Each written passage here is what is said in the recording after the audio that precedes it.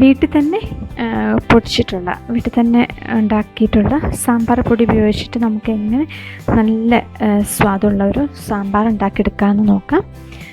അപ്പം ഞാനിവിടെ കാണിച്ചു തരാം എന്തൊക്കെ കാര്യങ്ങളാണ് സാമ്പാർ പൊടിക്ക് ആവശ്യമായിട്ടുള്ളതെന്ന്. അപ്പോൾ കായം കൂടുതലെടുത്തിട്ടുള്ള കായത്തിൻ്റെ ഒരു ടേസ്റ്റ് മുന്നോട്ട് നിൽക്കുന്നൊരു സാമ്പാറാണ്. അപ്പോൾ കായത്തിൻ്റെ ചുവ ഇഷ്ടമുള്ളവരുണ്ടാവുമായിരിക്കാം. അപ്പോൾ അവർക്കൊക്കെ ഇത് ഇഷ്ടമാവും. അതുപോലെ പെട്ടെന്ന് എളുപ്പത്തിലുണ്ടാക്കിയെടുക്കുന്നുണ്ട്. പൊടി ഉണ്ടാക്കുന്ന ഒരു താമസമുള്ളൂ. അത് നമുക്ക് നേരത്തെ ആണെങ്കിലും പൊടി ഒരു ടിന്നിലാക്കി സൂക്ഷിച്ച് വയ്ക്കാം. അപ്പം ഹോം മെയ്ഡായിട്ടുള്ള സാമ്പാർ പൊടി തയ്യാറാക്കിയെടുക്കാം. ആദ്യം ഇട്ട് കൊടുക്കുന്നത് മട്ട റൈസ്, അതായത് കുത്തിരി ചോറിൻ്റെ അരി. അതിനുശേഷം ചനദാൽ, നമ്മുടെ സാമ്പാറിനൊക്കെ ഉപയോഗിക്കുന്ന അതേ പരിപ്പ്, കട്ടിയുള്ളത്. നന്നായിട്ട് ഇളക്കി ഒന്ന് റോസ്റ്റ് ചെയ്യാം. നിറമൊക്കെ ഒന്ന് മാറി വരുമ്പോൾ അടുത്ത കാര്യം, അതായത് ഉഴുന്ന് പരിപ്പ്, നമ്മുടെ ദോശയ്ക്കും ഇഡലിക്കൊക്കെ ചേർക്കുന്ന ഉഴുന്ന് പരിപ്പ് ഇട്ട് കൊടുത്തു. നന്നായിട്ടൊന്ന് ഇളക്കുക.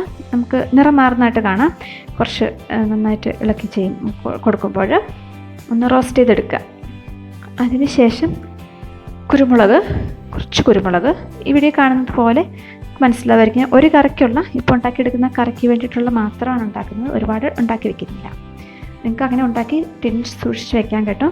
അപ്പോൾ ഇത് ഞാൻ ഒരു കറിയുടെ അളവ് കാണിക്കുന്നത്. ഇനി കുറച്ച് ഉലുവ ഒരുപാടാവരുത് ഒരു കറിക്കാണെങ്കിൽ, കാരണം കയ്പ്പ് മുന്നോട്ട് നിൽക്കും. അതിനുശേഷം ക്യുമിൻ സീഡ്, നമ്മുടെ ചെറുജീരകം, അതും ഒരുപാട് വേണ്ട. ഈ ഒരളവിൽ കറി ലീവ്സ് ഇട്ട് കൊടുത്തു. നന്നായിട്ടൊന്ന് ഇളക്കുക. പൊടികളായിട്ട് കാശ്മീരി ചില്ലി, ടെർമറിക്, മഞ്ഞൾപ്പൊടി, മല്ലിപ്പൊടി, കായപ്പൊടി കുറച്ച് കൂടുതൽ അളവിലെടുക്കുന്നു. ഇനി നമുക്കിതൊരു മിക്സിയുടെ ജാറിലിട്ട് പൊടിച്ച് നമ്മൾ ഫൈനാക്കി കൊണ്ടുവരാം. പൊടികളും വറുത്ത് വെച്ചിരിക്കുന്നതെല്ലാം ഞാൻ മിക്സിയുടെ ജാറിലേക്ക് ഒരുമിച്ചിട്ടിട്ട് ഇതൊന്ന് ഒരുമിച്ച് പൊടിച്ചു കൊണ്ടുവരാണ്. സാമ്പാർ പൊടിക്കുള്ള പൊടി റെഡി ആയിട്ടുണ്ട്. നന്നായിട്ട് നല്ല ഫൈനായിട്ട് പൊടിച്ചെടുത്ത് കൊണ്ടുവന്നിട്ടുണ്ട്. ഇതുപോലെ. ഇനി നമുക്കതിലേക്ക് വേണ്ട കഷ്ണങ്ങൾ, സാമ്പാറിന് ആവശ്യമായിട്ടുള്ള കഷ്ണങ്ങൾ ഇത്രയുമാണ് ഞാൻ എടുത്തിരിക്കുന്നത്. അപ്പോൾ ഇത് നന്നായിട്ട് തൊലി അപ്പോൾ പെട്ടെന്ന് സമയം കളയാതെ ഓരോന്നോരോന്നായിട്ട് വേവിച്ചുകൊണ്ടിരിക്കാതെ ഞാൻ ഏറ്റവും കൂടുതൽ വേവുള്ള ചേനയും പരിപ്പും ആദ്യം ഒന്ന് ഒരു വിസിലിൽ വേവിച്ചെടുക്കുന്നു. അല്പം ഉപ്പും കൂടി ആഡ് ചെയ്തിട്ട് ഇതൊന്ന് വേവിച്ചെടുക്കാം. അതിനുശേഷം അത് വെന്ത് വന്നതിന് ശേഷം നമുക്ക് ബാക്കി കഷ്ണങ്ങൾ, അത് വെണ്ടയ്ക്ക, വഴുതനങ്ങ, ഉരുളക്കിഴങ്ങ്, മത്തങ്ങ, എല്ലാ കാര്യങ്ങളും ഒരുമിച്ചിട്ട് അടുത്ത ഒരു വിസിൽ മതി, അതും വേവിച്ചെടുക്കാം. ഈ ഒരു വലുപ്പത്തിലുള്ളൊരു നെല്ലിക്കായുടെ വലുപ്പം, കുറച്ചും കൂടെ കൂടുതലുണ്ടാവും വലുപ്പത്തിലുള്ളൊരു പുളിയാണ് ഇതിന് പിഴിഞ്ഞൊഴിക്കാനായിട്ട് എടുത്തിരിക്കുന്നത്. അപ്പോൾ നമ്മുടെ പരിപ്പും ചേനയും വെന്ത് നന്നായിട്ട് വന്നിട്ടുണ്ട്. ഇനി ഇതിലേക്ക് നമുക്ക് ബാക്കി കഷ്ണങ്ങളെല്ലാം ആഡ് ചെയ്ത് കൊടുക്കാം. അപ്പോൾ ഒരുപാടിത് വെന്ത് പോകത്തുമില്ല, ആവശ്യത്തിനുള്ള വേവിൽ കിട്ടുകയും ചെയ്യും. പെട്ടെന്ന് നമ്മുടെ സാമ്പാറാക്കി എടുക്കുകയും ചെയ്യാം. അതിനെക്കുറിച്ച് വെള്ളം ഒഴിച്ചതുകൊണ്ട് ഒരുപാട് വെള്ളം വേണ്ട, നികക്കിയൊന്ന് വെള്ളം ഒഴിച്ചു കൊടുക്കുന്നു. അതിനുശേഷം അല്പം ഉപ്പും കൂടി ഇട്ട് കൊടുത്ത് കുറച്ച് മഞ്ഞൾപ്പൊടി കൂടി ആഡ് ചെയ്ത് കൊടുക്കും. നമുക്കിത് വേവിച്ചെടുത്ത് തരാം.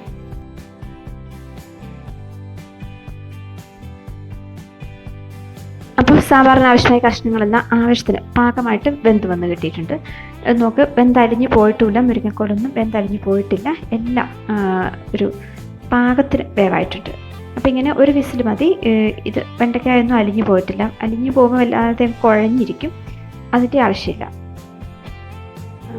ഇത് കണ്ടില്ലേ, നമ്മുടെ വെണ്ടയ്ക്ക, അതുപോലെ തന്നെ വഴുതനങ്ങയൊന്നും വെന്തലിഞ്ഞു പോയിട്ടേ ഇല്ല. എന്ന് വെച്ചുകൊണ്ട് കടിക്കുന്ന പോലെ ആ പരുവല്ല താൻ. അപ്പോൾ ഇത് മതി, ഒരു വിസിൽ കൊണ്ട് നമുക്ക് പെട്ടെന്ന് സാമ്പാർ ഉണ്ടാക്കിയെടുക്കുകയും ചെയ്യാം. ഇനി ഞാൻ അടുത്തത് ചെയ്യാൻ പോകുന്നത് പോലെ കുത്തിയരിഞ്ഞ് ഉള്ളി, സവാള എടുത്ത് വെച്ചിരിക്കുന്നു. ചുമന്നുള്ളി, ചെറിയ ഉള്ളി ഉണ്ടെങ്കിൽ ഏറ്റവും നല്ലത്. അപ്പോൾ അത് പൊളിച്ചെടുക്കാൻ വിഷമമുള്ളവർക്ക് ഇങ്ങനെ ചെയ്താലും മതി. പിന്നെ വെളുത്തുള്ളി ഇതുപോലെ ഒരു 4 ചുള എടുത്തിരിക്കുന്നു. അപ്പം ഇത് ഞാൻ ഈ സാമ്പാർ കുക്കറിൽ നിന്ന് മാറ്റി വേറൊരു പാത്രത്തിലേക്ക് മാറ്റുകയാണ്.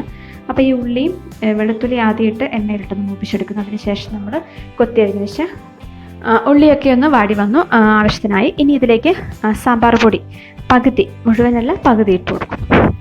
നന്നായിട്ട് ഇളക്കി കൊടുക്കുക. കായപ്പൊടി വേണമെങ്കിൽ കുറച്ചുകൂടി ഇട്ട് കൊടുക്കാം, ഇഷ്ടമുണ്ടെങ്കിൽ ഞാൻ കുറച്ചുകൂടി ആഡ് ചെയ്ത് കൊടുക്കുന്നുണ്ട്. അതിനുശേഷം നമുക്ക് ആ സാമ്പാർ ഇതിലേക്ക് ഞാൻ മാറ്റുകയാണ്. കഷ്ണങ്ങളെല്ലാം കുക്കറിൽ നിന്ന് ഇങ്ങോട്ട് മാറ്റുന്നു. ഇതുപോലെ ഇളക്കി മിക്സ് ചെയ്യുന്നു. പിന്നെ സോക്ക് ചെയ്ത് വെച്ച പുളിവെള്ളം ആവശ്യത്തിന് പുളി അനുസരിച്ച് ഒഴിച്ചു കൊടുക്കുക. ലാസ്റ്റ് ചേർക്കാനായിട്ട് ഇതുപോലെ ഒന്ന് മല്ലിയില ഒന്ന് കൊത്തിയരിഞ്ഞ് വെച്ചിട്ടുണ്ട്, അതങ്ങ് മാറ്റി വയ്ക്കുന്നു.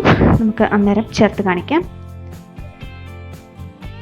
സാമ്പാർ പൊടി ആഡ് ചെയ്തിട്ട് സാമ്പാർ തിളപ്പിച്ചെടുത്ത് ഇനി ഇതിലേക്കൊന്ന് താളിച്ച് കടുക് പൊട്ടിച്ചൊഴിക്കുകയാണ്. അപ്പം എണ്ണ ചൂടാക്കി കടുക് ഒപ്പിച്ചതിന് ശേഷം അതിലേക്ക് കറിവേപ്പില ഇട്ട് കൊടുക്കുന്നു. അതിന് ശേഷം നമ്മൾ ബാക്കി വെച്ച ആ സാമ്പാർ പൊടി കൂടി ഇട്ട് നന്നായിട്ടൊന്ന് ഒപ്പിച്ചെടുത്തിട്ട് കായപ്പൊടി ഇഷ്ടമുണ്ടെങ്കിൽ ഞാൻ കുറച്ചും കൂടി ചേർത്ത് കൊടുക്കുന്നു. കായത്തിൻ്റെ ടേസ്റ്റ് മുന്നോട്ട് നിൽക്കുന്ന സാമ്പാർ ഭയങ്കര ഇഷ്ടമാണ്.